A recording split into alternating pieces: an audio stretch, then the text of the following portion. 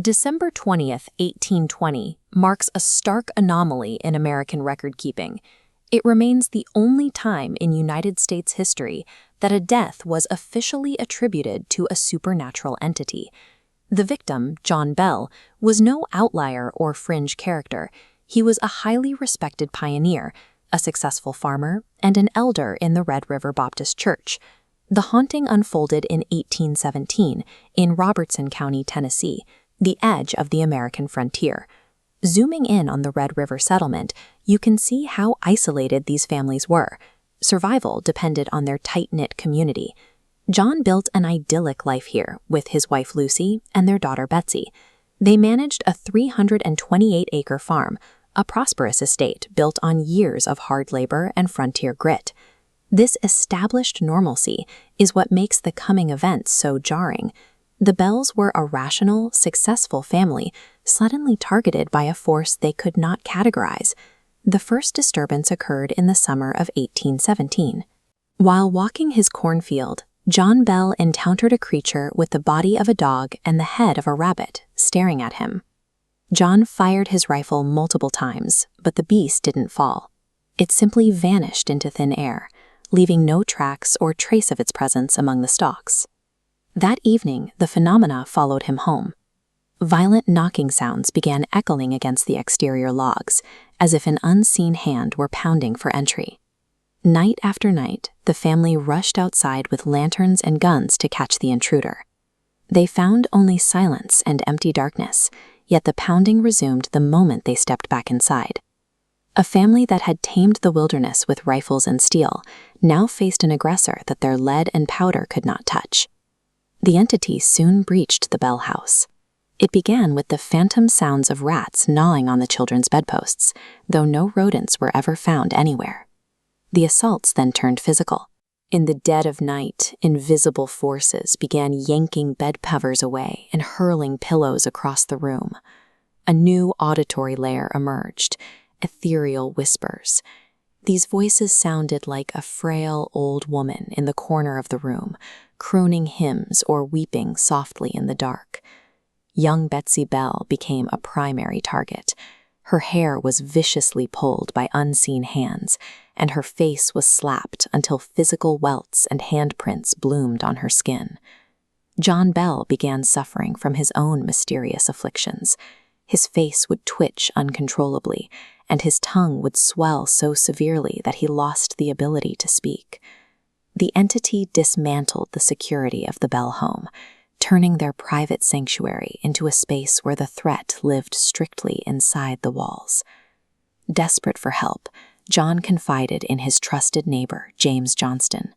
Skeptical of the stories, Johnston and his wife agreed to stay overnight at the Bell farm to see for themselves. After experiencing the same slapped faces and ripped covers, Johnston was convinced. He invoked the name of the Lord and declared the presence an evil spirit, straight from Scripture. By 1818, the entity had found a loud, articulate voice.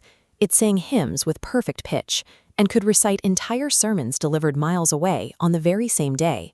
The spirit eventually identified itself as Kate, claiming to be the ghost of Kate Batts, a neighbor who believed John Bell had cheated her in a land deal involving his 328 acres. Johnston's validation acted as an accelerant. As word spread, the isolated farm became a hub of supernatural tourism, drawing crowds of spectators to the Med River bottomlands. In 1819, the legend reached Major General Andrew Jackson. Intrigued by the stories circulating in Nashville, the future president arrived at the farm with an entourage of soldiers. On the road to the farm, Jackson's heavy wagon became stuck in the mud without explanation. The horses couldn't budget, despite the clear path. When Jackson attributed the delay to the witch, a disembodied female voice replied from the air, promising to see the general and his men later that evening. Inside the cabin, the entity attacked a witch tamer in Jackson's party, pinning him with invisible needles and physically ejecting him from the home. Terrified, Jackson's hardened soldiers fled the property the following morning. A war hero and future president had been forced into a retreat, later reportedly stating he would rather face the entire British Army than the Bell Witch. By 1820, the entity's hatred for John Bell intensified. He was racked by seizures, and his shoes were frequently torn from his feet by invisible hands as he tried to walk his land.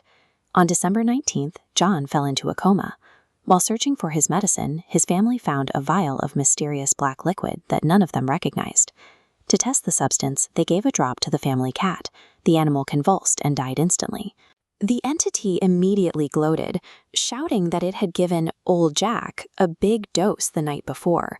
John Bell perished the next morning, December 20th, 1820.